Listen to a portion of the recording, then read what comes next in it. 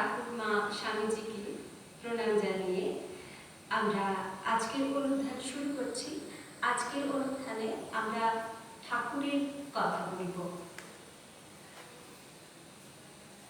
আমরা ঠাকুরের সাধন জীবন দেখেছি, সেখানে দেখেছি 12 বছর ধরে ঠাকুর বড় কঠিন কঠোর সাধনা করেছিলেন মায়ের উদ্দেশ্যে। লীলা প্রসঙ্গকার এই 12 বছরের ঠাকুরের সাধনাকে 3টে ভাগে ভাগ করেছেন। 1262 থেকে 1273 পর্যন্ত ঠাকুরের সাধনা। শেষ যে 8 বছর অর্থাৎ দ্বিতীয় ফেজে, যখন 1265 থেকে 1269 এবং 1270 থেকে 1273, এই 8 বছরে আমরা দেখতে পাই ঠাকুর সাধনা করছেন বিভিন্ন মতে। অর্থাৎ কিরকম না, প্রথমেই ঠাকুরের কাছে এলেন ভৈরবী ব্রাহ্মণী। ভৈরবী ব্রাহ্মণী ঠাকুরের গুরু হলেন। তিনি বাংলাদেশে প্রধান যে তন্ত্র সাধনা রয়েছে, সেই তন্ত্রের 64টি প্রধান পথে ঠাকুরকে শাস্ত্রমতো নির্দেশ দিলেন। আর ঠাকুর সেই ভৈরবী ব্রাহ্মণীর কথা মতো সাধনা করে তন্ত্রমতে সিদ্ধি লাভ করলেন। শেষ 4 বছর আমরা দেখতে পাচ্ছি ঠাকুরের কাছে একে একে আসছে বিভিন্ন মত এবং বিভিন্ন পথের বিভিন্ন সিদ্ধ সাধকগণ।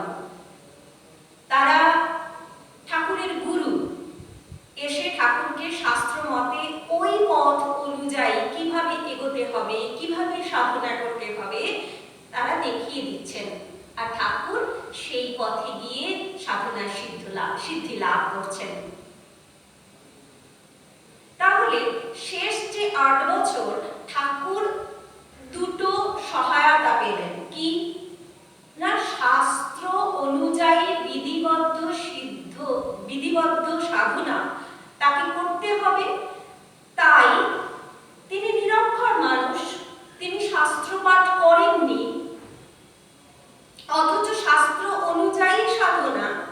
তাই গুরু আসছেন, অর্থাৎ গুরু পাচ্ছেন এবং শাস্ত্র পথটা কিরকম সেটা জানতে পারছেন। গাইডেন্স অনুযায়ী তিনি সাধনা করছেন, এগুলো সহায়তা পেলেন, তাই সিদ্ধি লাভ করলেন। খুব ভালো। কে কে এলেন লাস্ট যে 4 বছর? সেখানে দেখছি একে একে রামায়ণ সাধু এলেন। ঠাকুর যাকে জটাধারী বলেন, ওই রামলালা বিগ্রহ, সেই রামলালা বিগ্রহ সেই সাধুর কাছেই তিনি লাভ করেছিলেন। তার কাছ থেকে রামের মন্ত্র পেয়েছিলেন তিনি। অদ্বৈত সাধন করবার জন্য তোতাপুরীকে পাঠালেন মা, সেখানেও তিনি সিদ্ধি লাভ করলেন তোতাপুরীর গাইডেন্স অনুযায়ী। মধুরভাবে সাধন করবেন 6 মাস করতে লাগলেন। একদম শেষের দিকে সুফি সাধক গোবিন্দ এলেন ইসলাম পথে ঠাকুরকে পথ দেখাতে।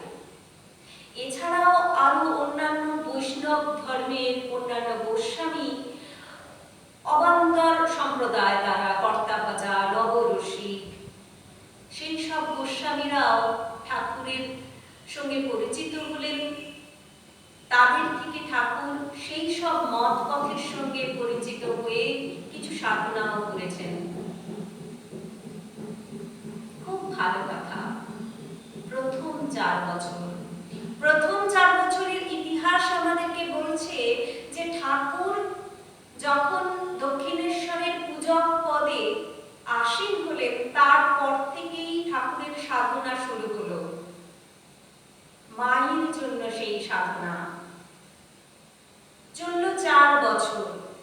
এবং ইতিহাস বলছে 4 বছরের শেষে তিনি মাকে দর্শন করলেন, মাকে দেখতে পেলেন। শুধু দেখেই তিনি ক্ষান্ত হলেন না, প্রতি মুহূর্তের সাথী করলেন তিনি মাকে। মা তাকে তার ইচ্ছা মতো দেখা দেন, তার সঙ্গে থাকেন।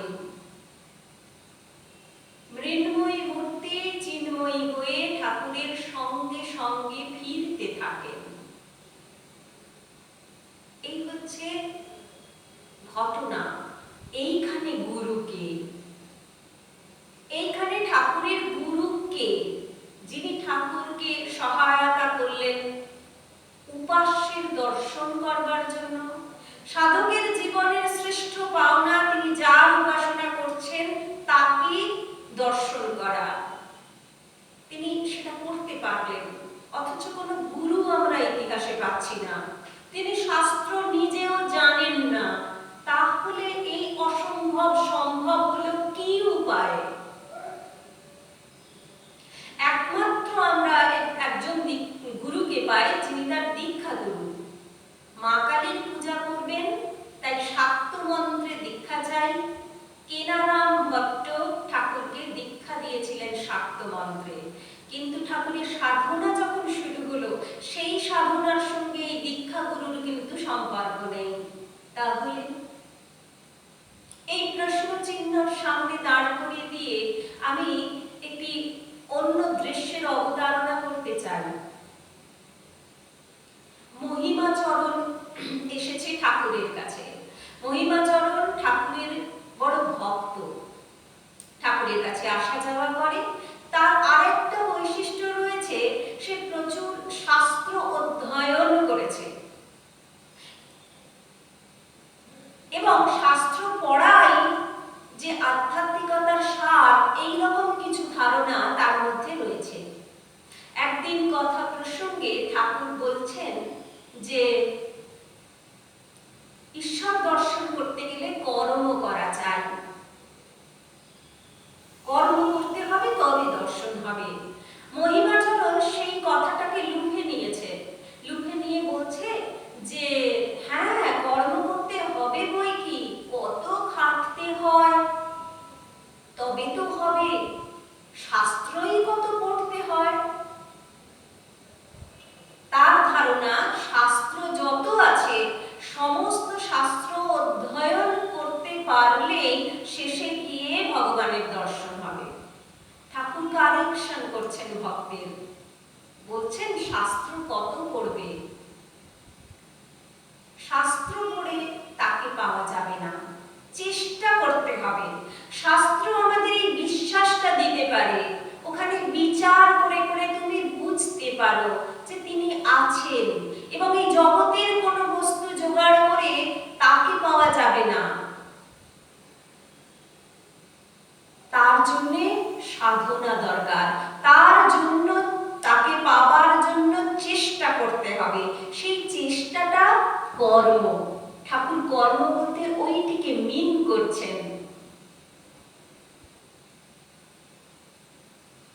তখন মহিমাচরণ বলছে যে কি কর্ম করতে হবে?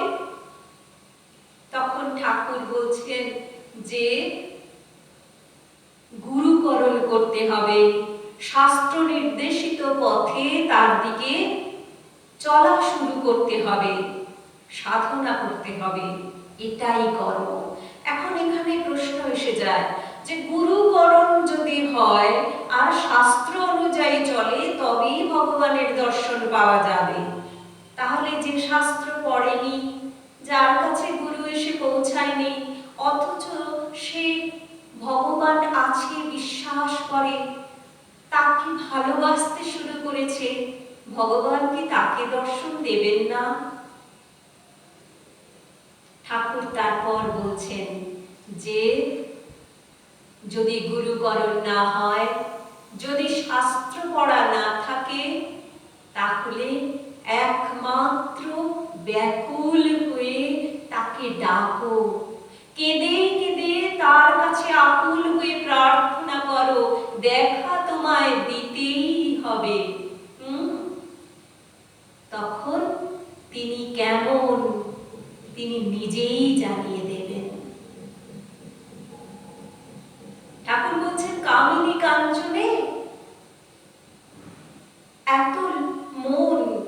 যে কামিনী কাঞ্চনের জন্য কেঁদে কেঁদে বেড়াও, তার জন্য একটু কাঁদো। সে কান্না কখন আসবে? যদি ওই অভাব বোধ থাকে। অভাবটা কিসের? তিনি নেই, তার অভাব। সেই অভাব বোধ, আমার কাছে সব আছে, আমি জগতের ঐশ্বর্য সব জমা করেছি, কিন্তু তিনি নেই, যিনি জগতের মালিক তিনি নেই। সেই যে অভাব, সেই অভাব আমাকে তাড়না করবে তাকে খুঁজবার জন্য। তখন শাস্ত্র কোথায়, গুরু কোথায় দরকার নেই, তখন শুধু কান্না, ডাইরেক্ট তার কাছে প্রার্থনা যে আমি তোমায় চাই ঠাকুর, আমি তোমায় দেখতে চাই, তুমি দেখা দাও। এই ব্যাকুলতার থেকে বড় গুরু আর কেউ হতে পারে না। তাই প্রথম 4 বছরে ঠাকুরের গুরু অবশ্যই ছিল, সে গুরু ঠাকুরের ব্যাকুলতা, মায়ের জন্য অভাব বোধ। তিনি সব পেয়েছিলেন। গ্রাম থেকে উঠে আসা একটি সবেমাত্র কৈশোর থেকে যৌবনে পড়া একটি ছেলে, তার হাতের মুঠোর মধ্যে প্রায় সবকিছু চলে এসেছে, যার জন্য লালায়িত হয়ে থাকি আমরা দক্ষিণেশ্বরে উপস্থিত বাদবাকি সকলে। সেই সমস্ত তিনি পাবার সামনে দাঁড়িয়ে আছেন। জমিদারের তিনি নেক নজরে পড়েছেন, রানী রাসমণির তিনি প্রিয় পাত্র, তিনি দক্ষিণেশ্বরের পূজারী। কালে কালে দক্ষিণেশ্বরের কি অবস্থা হয়েছে, তো তিনি সেই রকম জায়গায় দাঁড়িয়ে তিনি সমৃদ্ধ বলে নিজেকে মনে করলেন না। তিনি নিজেকে মনে করছেন আমি অভাবী, আমি দরিদ্র, তাই কিছু পাবার জন্য উদগ্র বাসনা ঠাকুরের মধ্যে তৈরি হচ্ছে। কিসের অভাব? মা নেই, সব পেতে পারি কিন্তু মা পাবো না, তাই ওগুলির আমার দরকার নেই, আমার মাকে দরকার। তা বাসনা কিসের? মাকে চাই, আর মাকে না পাচ্ছি বলে ব্যাকুল হয়ে আমি মায়ের কাছেই প্রার্থনা করছি, মা তুমি দেখা দাও। তো ঠাকুরের প্রথম 4 বছরের গুরু ঠাকুরের ব্যাকুলতা। এজন্য ঠাকুর এই যে এসেছিলেন আমাদের কাছে, ঠাকুর দেখছেন যে এখন তো আমরা বটেই, যখন ঠাকুর দক্ষিণেশ্বরের ঘরে বসে আছেন আর তার ভক্তরা তার কাছে আসে, এমনকি ঠাকুরের সন্তানেরা, তারাও ঠিক ওই রকম অভাবটা বোধ করে না। তাই ঠাকুর পীড়িত। সাধকের সাধনার দুটো মার্গ আছে বলা হয় শাস্ত্রে, একটি হচ্ছে প্রবৃত্তি মার্গ, একটি হচ্ছে নিবৃত্তি মার্গ। নিবৃত্তি মার্গ সাধকের মধ্যে ওই একমাত্র ভগবান চাই এইটি ইচ্ছা, তাই সে দেখছে বিচার করে কোনটি ভগবানের কাছে যাবার সহায়ক, সেইটি সে গ্রহণ করছে। বাদবাকি সব, সে যত বড়ই মূল্যবান বস্তু অন্যদের চোখে হোক না কেন, সে নিমেষে সেটি ত্যাগ করতে প্রস্তুত, নেতি নেতি করে সব ত্যাগ করে চলে যাচ্ছে। আরেকটি পথ রয়েছে, সেটা হচ্ছে প্রবৃত্তি মার্গ, অর্থাৎ একের পর এক জীবন আসছে, সেই জীবন জুড়ে শুধু ভোগ, ভোগের উপকরণ সাজানো রয়েছে, ভোগের পর ভোগ চলতেই আছে। এক জীবন থেকে আরেক জীবনে সরে যাচ্ছি আর ভোগ হচ্ছে।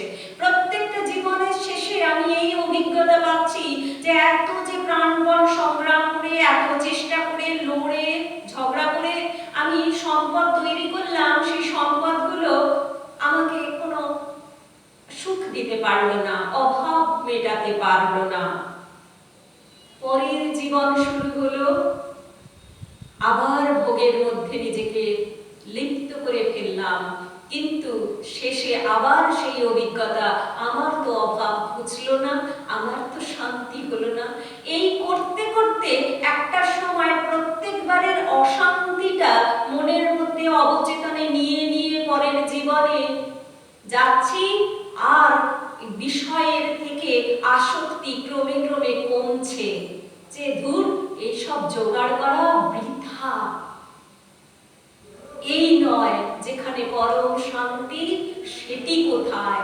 ওই যে অভাববোধ, তাকে চাই, সেই অভাববোধে সেই বাসনায় তখন ওই জীবনে শুরু হবে তার দিকে চলা, তাকে খোঁজা, তখন মানুষ ব্যাকুল হবে। তো শত শত কোটি কোটি জন্মই হোক না কেন, একটা সময় গিয়ে প্রবৃত্তি মার্গের মাধ্যমে সেই পৌঁছবো তার পায়ের তলায়। আর নিবৃত্তি মার্গের সাধক, তার এত সংযম, এত দৃঢ়তা, এত ব্যাকুলতা যে সে ডাইরেক্ট পৌঁছে যাবে কত কম সময়ে।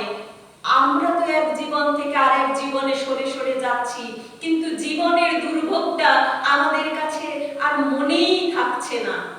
আমরা ভোগ বাসনায় লিপ্ত হচ্ছি, কিন্তু ঠাকুর তার সন্তান আমরা, তিনি আমাদের দেখছেন, তিনি দেখে কষ্ট পাচ্ছেন।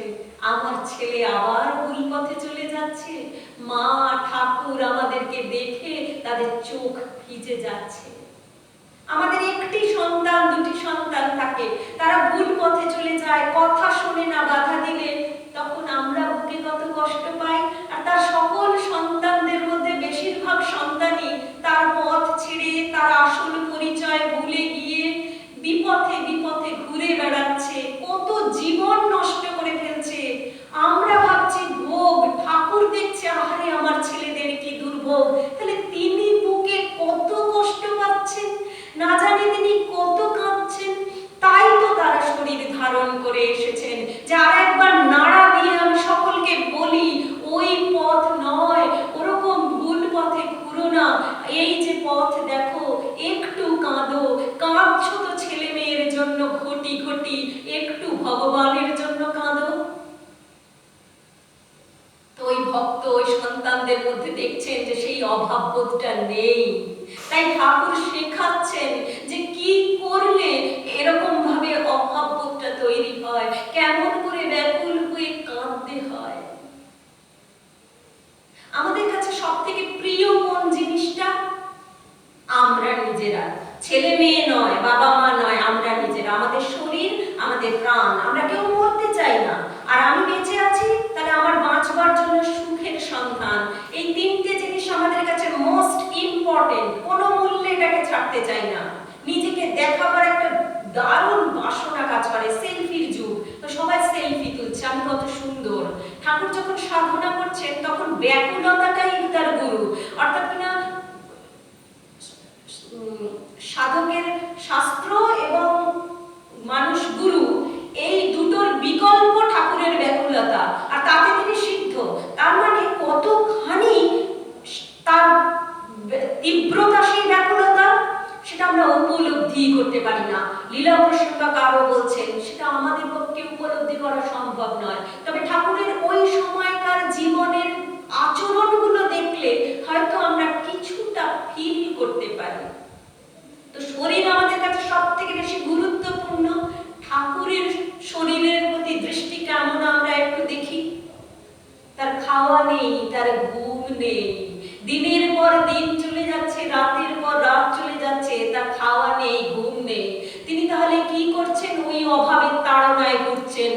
যেখানে মনে পড়ছে মাকে পাচ্ছি না, সারা দিন তিনি মা মা সাধনা, ভজন করা, জপ করা, ধ্যান করা, ওই একটি কথা, মা তুমি দেখা দাও।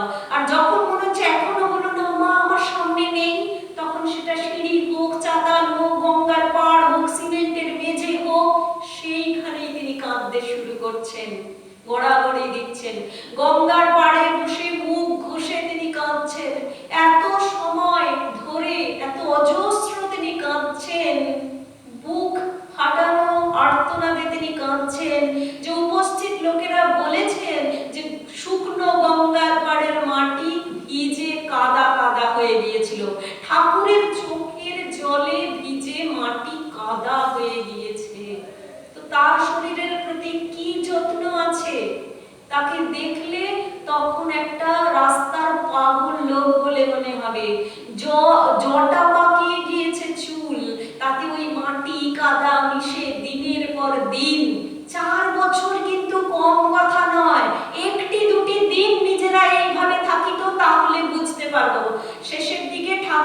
জটা পাকিয়ে ধুলো কাদা মেখে উঁচু মাটির ঢিপির মতন হয়ে গিয়েছে। কদাকার ঠাকুরের চেহারার অবস্থা। হৃদয় তো বিভিন্ন কাজে ব্যস্ত, কখনো কখনো যত্ন করে, কিন্তু যে নিজেকে দেখে না তাকে কত যত্ন করতে পারে? আর থাক পড়ে কোথায় পড়ে আছে মামাটা, পাগল মামা আমার, সবাই বলছে। ঠাকুর ভাবেন ভৈরবের দিকে তাকিয়ে যে অমন স্থানবৎ বসে আছে ভৈরব, অমনি বসে যদি মায়ের ধ্যান করতাম, তেমনি স্থির হয়ে তিনি মায়ের ধ্যান করছেন। আর ওই ঢিপির মতন উঁচু হয়ে থাকা ঠাকুরের জটা আমাদের পাখি কেন সকলেই ভাববে জড় পদার্থ, বোঝা যাচ্ছে না জ্যান্ত মানুষের মাথা সেটা। সেখানে পাখি নিশ্চিন্তে বসছে আর ঠোঁট ঢুকিয়ে দিয়ে সেই মাটির মধ্যে খুঁটে খুঁটে পোকামাকড় শস্য দানা খুঁজছে। এই হচ্ছে আমাদের ঠাকুরের শরীরের প্রতি যত্ন। ইন্দ্রিয়, এই ইন্দ্রিয় যে পাঁচটা রয়েছে, সেই প্রত্যেকটা ইন্দ্রিয়র সঙ্গে একটা করে নার্ভ থাকে। এই নার্ভটা আমাদের জানিয়ে দেয় যে এই যে জগৎটা উপলব্ধ করলাম, জগৎ উপলব্ধি হলো। ঠাকুরের নার্ভাস সিস্টেম গুলো তখন যেন ভগবতমুখী, এত ব্যাকুলতা। তার চোখ কান নাক কিছু দেখছে না, চোখ শুধু মাকে খুঁজছে। সমস্ত ইন্দ্রিয় তখনই সাড়া দেবে যখন কিনা মা এসে টাচ করবে, তখন জাগবে।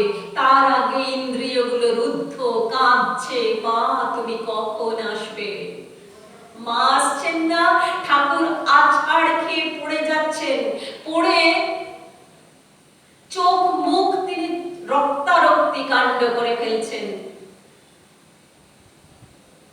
ঠাকুর না হলে মা চাইছে শরীরের ব্যথা যন্ত্রণা, ওই যে বললাম ইন্দ্রিয়গুলো ভগবতমুখী, তার মধ্যেও অভাব তৈরি হয়েছে। কোনো নার্ভাস সিস্টেম কাজ করছে না, একমাত্র মা আসবে। মা টাচ করলে সব ইন্দ্রিয় একসঙ্গে আনন্দে মুখর হবে, মা এসেছে, মা এসেছে। তার আগে কোনো বোধ শক্তি কাজ করছে না ঠাকুরের মধ্যে। অদ্ভুত অদ্ভুত ব্যাপার, অদ্ভুত ব্যাপার আমাদের ঠাকুর। প্রত্যেকটা মুহূর্ত যদি এরকম করে বিচার করে দেখা যায় না, কিচ্ছু মিলবে না।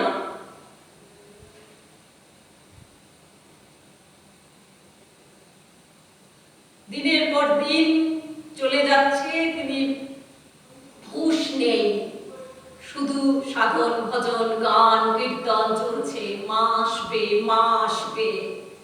সন্ধ্যা হয়েছে, মন্দিরের মধ্যেই তো আরতি হচ্ছে, শঙ্খ ঘন্টার শব্দ বেজে উঠছে চতুর্দিকে। ওই ঠাকুরের হুঁশ আসছে যে সন্ধ্যা হয়ে এলো। সন্ধ্যা হয়ে এলো মানেটা কি হলো? আরো একটা দিন চলে গেল, আজকের দিনটাও বৃথা চলে গেল। মাকে তো দেখতে পেলাম না। এই যে আক্ষেপ তখন তীব্র, অভাববোধ তীব্র, তাই যন্ত্রণা রক্তারক্তি কাণ্ড হয়ে যাচ্ছে, ছড়ে যাচ্ছে। ঠাকুরের কিন্তু যন্ত্রণা বোধ হচ্ছে না।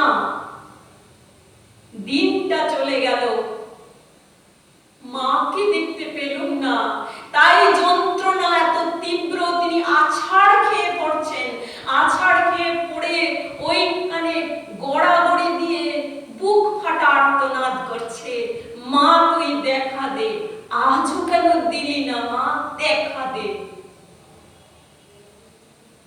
এমন চিৎকার করছে, ওই যে শঙ্খ বাজছে, ঘন্টা বাজছে, আরতি হচ্ছে, তাকে ছাপিয়ে ঠাকুরের আর্তনাদ সবার কানে গিয়ে পৌঁছাচ্ছে। সকলে দৌড়ে এসছে, ঠাকুরের চিৎকার শুনছে আর ভাবছে, আমরা যেমন ভেবে থাকি, যেমন করে থাকি যে কোনো বিপদ হলে, পড়ে গেলে, কষ্ট লাগলে উফ মা, মাকে তখন মনে পড়ে। তাই সকলে মনে করছে নিশ্চয়ই পেটে ব্যথা হচ্ছে, শুল বেদনা হচ্ছে, তাই এমন মা মা করে চিৎকার করছে। হায় রে, আমি মানে ভাবতে গিয়ে অবাক হয়ে যাই যে এই হচ্ছে অজ্ঞানতা, এই হচ্ছে চিন্তার দৈন্যতা, এই হচ্ছে আমরা সাধারণ মানুষ। অবতার পুরুষ ভগবান একদম সামনে, তিনি চিৎকার করছেন, মা দেখা দাও, মা দেখা দিলি না। বুকের মধ্যে দাউ দাউ করে ওই অভাবের আগুন জ্বলে ওঠার কথা, যে মা তুমি তো দেখা দিলে না, সেটা টাচ করবার কথা, কিন্তু সেটা হচ্ছে না। মন্দিরের মধ্যে এরকম হচ্ছে, দূরেই ভবতারিণীর মন্দির, ওইখানকার মাকে ডাকছেন মা, তার জন্যই যে ঠাকুর চিৎকার করে কাঁদছেন, কারোর মাথাতেই আসছে না কথাটা। শুল বেদনা, পেটের ব্যথা, কি অজ্ঞানতা।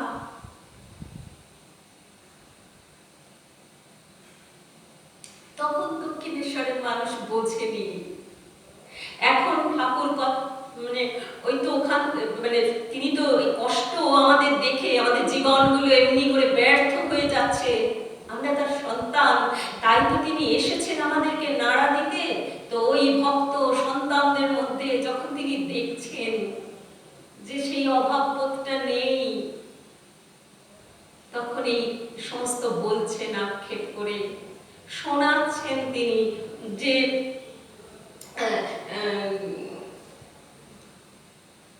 এই রকম করে কাঁদতে হবে। তো এই যে আমাদের অজ্ঞানতা, আমাদের দিনগুলো, যখন আমরা জন্মেছিলাম জীবন পাত্র একদম টইটম্বুর ছিল, একটা একটা করে দিন হারিয়ে যাচ্ছে, আমাদের মধ্যেও যাচ্ছে না। তখন ঠাকুরের চারপাশের মানুষগুলোর মধ্যেও সেই তাড়নাটা নেই। অথচ ঠাকুর ক্যান্সার রোগগ্রস্ত হয়েই হোক, হাত ভেঙে গেছে, অথবা নিদারুণ অসুবিধার মধ্যেও হোক, ঠাকুর সর্বক্ষণ কেবল এই কথাই বলে যাচ্ছেন, তোমরা শেখো, তোমরা জানো। সেই শেখাবার জন্য তিনি তাদেরকে বলছেন যে আমি কত কত কষ্ট করে কেঁদে কেঁদে ডাকতাম, কেমন করে ডাকতাম জানো? আর আমার তো জোর আছে, তোমাদেরও জোর আছে, তার থেকেই তো জন্ম। ভাববে সেই আমার বাপ, সেই আমার মা, নিজের পরিচয়টা ভুলে গিয়েছো তোমরা, কে তোমার বাপ কে তোমার মা সেটা বুঝতে পারছো না। সত্যি আমরা যে ঠাকুরের থেকে এসেছি, মায়ের থেকে এসেছি, আমরা ভুলে গিয়েছি। ঠাকুর সেজন্য বলছে, বলবে জোর করে, দেখা দাও নইলে গলা ছুরি দেব। বলছে জানো আমি কেমন করে মাকে ডাকতাম, বলতো মা আনন্দময়ী, দেখা যে তোমাকে দিতেই হবে। আবার কখনো বলতাম যে ওহে দীননাথ, ওহে জগন্নাথ, আমি তো জগৎ ছাড়া নই নাথ, আমি জ্ঞানহীন, আমি সাধনহীন, আমি ভক্তিহীন, আমি কিছুই জানি না, দয়া করে তোমায় দেখা দিতেই হবে। ঠাকুর তিনি বলছেন আমি সাধনা জানি না, আমি জ্ঞান জানি না, তুমি দেখিয়ে দাও। তো করুণ সুরে ঠাকুর এই কথা বলছেন, আমি জ্ঞানহীন, তোমাকে দেখা দিতেই হবে। বলতে বলতে ঠাকুর কাঁদছেন। আর তখন যখন মা দেখা দেয় বলে দক্ষিণেশ্বরে চিৎকার করছিলেন, সবাই পেটের ব্যথা ভাবছিল। এখন ভক্তরা সন্তানেরা বসে আছে ঠাকুরকে ঘিরে, ঠাকুরের ওই করুণ সুর এখন টাচ করছে ভক্তদের মনে, আর তাদের হৃদয়গুলো জাগরিত হয়ে উঠছে, তাদের চোখে জল। তারাও সাধনা জানে না, তাদের মধ্যেও তখনো পর্যন্ত অভাববোধ হাহাকার এসে পৌঁছায়নি, কিন্তু একজন ভক্তকে দেখছে, সেই ভক্তের ভগবানের জন্য এই করুণ আরতি তাদের প্রাণটাকে টাচ করছে। তারা বিশ্বাস করছে হ্যাঁ ভগবান রয়েছে, আর এই ভক্ত এমনি করে ভগবানকে ডাকতে পারে, আর তবে ভগবান দেখা দিয়েছে। তো এমনি করে ঠাকুর বলছেন যে ডাক দেখি মন ডাকার মতো, কেমন শ্যামা থাকতে পারে, কেমন কালী থাকতে পারে। মন যদি একান্ত হও, জবা বিল্ল দল লও, ভক্তি চন্দন মিশাইয়া মার পদে পুষ্পাঞ্জলি দাও। এই থেকে আমরা এই শিখলাম। এত মূল কথাটা ঠাকুর দেখালেন। অনেকে প্রশ্ন করে, কেন প্রথমে সাধনা করলেন শুধুমাত্র ব্যাকুলতা সহায়ে, তারপর আবার দরকার কি শাস্ত্রমতে সাধনা করবার? দরকার আছে। শাস্ত্র মতে করো, গুরুকরণ হোক, অনেক পড়ো, অনেক সাধনা করো, যদি ভাব না থাকে, ব্যাকুলতা না থাকে, ভালোবাসা না থাকে, বিশ্বাস না থাকে, কিচ্ছু হবে না। ওইটি গোড়ার কথা, সব সাধনার মূল কথা ওইটা ঠাকুর আমাদেরকে শেখাতে এসেছিলেন। তাই প্রথমে তিনি কেবলমাত্র ব্যাকুলতা সহায়ে মায়ের দর্শন দিয়েছেন, তারপর শাস্ত্র মতে। ঠাকুরের প্রথম 4 বছরের গুরু ঠাকুরের ব্যাকুলতা। আর ঠাকুর আমাদের কমিট করে গেছেন 24 ঘন্টা, মাত্র 24 ঘন্টা যদি ওই রকম আন্তরিক ব্যাকুলতার সঙ্গে কান্না কাঁদা যায় না, তিনি দেখা দেবেনই দেবেন। দৃঢ় বিশ্বাস রাখতে হবে। যদি 1 বছর নয়, 1 মাস নয়, একটি দিন তার জন্য কাঁদি, তবে তিনি এসে দেখা দেবেন। নমস্কার, শ্রী ঠাকুরের পায়ের কাছে যাবার প্রার্থনা নিয়ে সকলের মঙ্গল কামনা করে শেষ করছি এই অনুষ্ঠান।